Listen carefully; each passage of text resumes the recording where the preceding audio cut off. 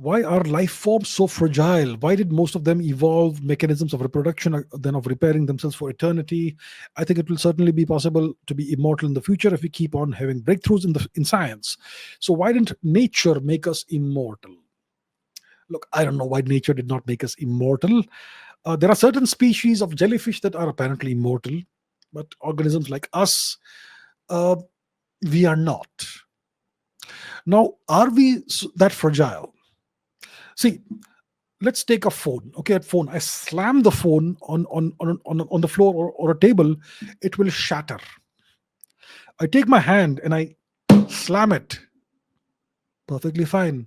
Same amount of force. So life forms aren't fragile. Life forms are anti-fragile.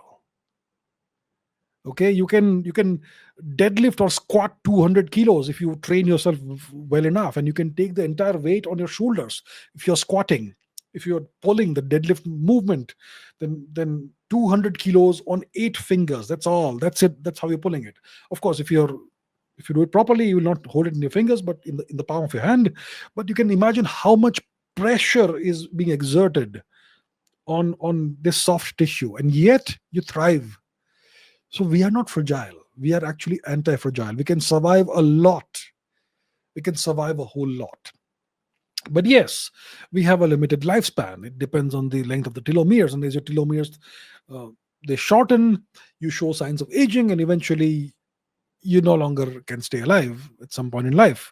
But hopefully, by the time you pass on your genes, and your future generations can thrive, and that's the way it is. So I don't know why it has evolved this way or that way. Maybe there was a good evolutionary reason for it to be this way. Um, but we are not that fragile. We are actually quite robust. We can take a lot. Uh, I'm not sure if it will be possible to be immortal in the future. I'm not sure if it's even desirable to be immortal in the future. Let me tell you why. Look, we typically live 80, 90, 70 to 100 years. 100 is like an outlier. Typically 70s and 80s, if you live until that age, you've lived a good life and a long life. Now you will see that most people who live to that age start having issues with their memory, right? Some people are super sharp even in their hundreds, even past 100 years of age. But most people by the age of 70, 80, 90, they start having issues with their memory. So and most people believe that we only use 5% of our brain capacity, which is an absolute myth. We use the fullest of our brain capacity. Most of us, we use it entirely. Now our brain has these neural connections, synapses and all that, and it is these neural connections and all of that that creates that is the mechanism of the storage of memories in the brain. And let's say your brain can will be full of memory by the time you're 80 or 90 years old.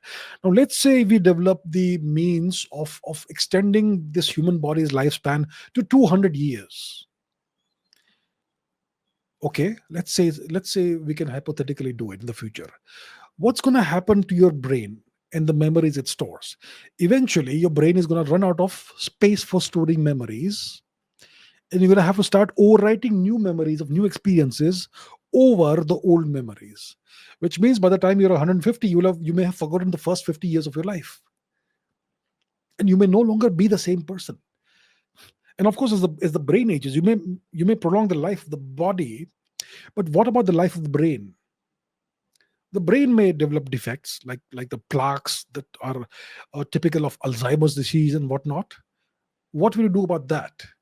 So you may prolong the life of the body but end up with a completely damaged mind. Do you want that? Maybe it's an experience that's torturous for the one who is experiencing that. Maybe it's not desirable. Maybe there's a reason why we live a certain amount of years. So I don't know. At the end of the day, I'm speculating here, but think along these lines. Try and think outside of the box. Okay, it's not just a physical thing being immortal. You have to be immortal, and have sufficient consciousness and sufficient quality of life. And if immortality gives you mental torture, do you want that? If it ends up meaning that you are no longer the person you were when you were born, then do you want that? To what's the point of that? Do you really want to be immortal? That's the question, right? Then